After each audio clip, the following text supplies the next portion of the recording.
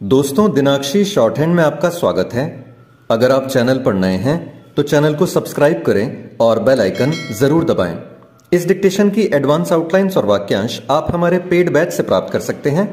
हमारे paid batch में आपको प्रतिदिन सभी डिक्टेशंस की एडवांस आउटलाइंस और वाक्यांश दिए जाते हैं और कुछ ऐसी डिक्टेशंस जो केवल पेड मेंबर्स को ही प्राप्त होती हैं।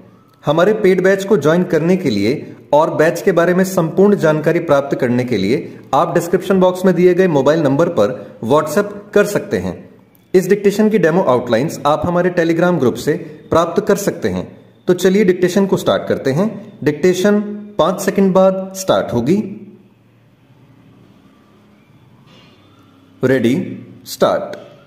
यह अच्छा हुआ कि 34 साल बाद ही सही कश्मीर में 1989 से 1995 के बीच कश्मीरी हिंदुओं की हत्याओं की जांच कराने का निर्णय लिया गया।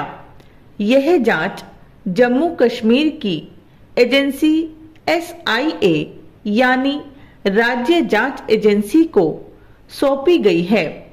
यह एजेंसी हाईकोर्ट के सेवानिवृत्त जज नीलकंठ गंजू की हत्या की भी जांच करेगी, जिन्हें केवल इसलिए मार डाला गया था क्योंकि उन्होंने न्यायाधीश के तौर पर जम्मू कश्मीर लिबरेशन फ्रंट के आतंकी मकबूल भट्ट को फांसी की सजा सुनाई थी।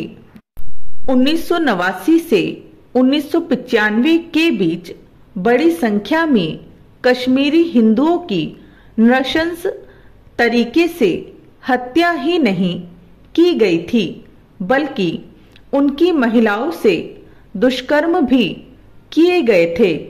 इसके अलावा कश्मीरी हिंदुओं के हर संभव तरीके से प्रताड़ित और आतंकित किया गया था। वास्तव में वे इसी कारण बड़ी संख्या में कश्मीर घाटी छोड़ने के लिए विवश हुए। उनके सामने घाटी छोड़ने के अलावा अन्य कोई विकल्प इसलिए नहीं रह गया था क्योंकि न तो केंद्र की सरकारों ने उनकी दुर्दशा पर ध्यान दिया और न ही राज्य की। परिणाम यह हुआ कि लाखों कश्मीरी हिंदू अपने ही देश में शरणार्थी बनने के लिए विवश हुए। कुछ को तो वर्षों तक जम्मू में बेहद दयनीय दशा में अपनी गुजर बसर करनी पड़ी। हालांकि कश्मीरी हिंदुओं के संगठन समय समय पर अपने खिलाफ हुए अन्याय और अत्याचार की जांच कराने की मांग उठाते रहे, लेकिन किसी ने भी उनकी मांग पर ध्यान नहीं दिया। यह समझना कठिन है कि घाटी छोड़ने और दर दर भटकने वाले कश्मीरी हिंदुओं को न्याय दिलाने की कहीं कोई कोशिश क्यों नहीं की गई। इस संदर्भ में एक प्रश्न सुप्रीम कोर्ट को लेकर भी उठता है कि आखिर बार बार अनुरोध करने के बाद भी वह कश्मीरी हिंदुओं के साथ हुए अन्याय के मामलों की जांच कराने के लिए तैयार क्यों नहीं हुआ।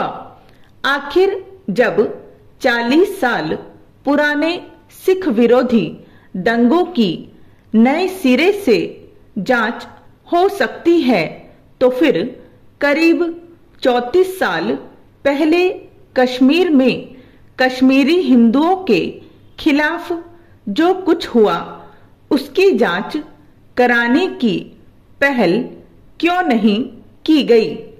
यह वह प्रश्न है जिसका उत्तर सुप्रीम कोर्ट को भी देना चाहिए। जो भी हो, अब आवश्यक केवल यह नहीं है कि कश्मीरी हिंदुओं के साथ हुए अत्याचार की गहन जांच की जाए, बल्कि दोषी लोगों को जितनी जल्दी संभव हो दंडित किया जाए।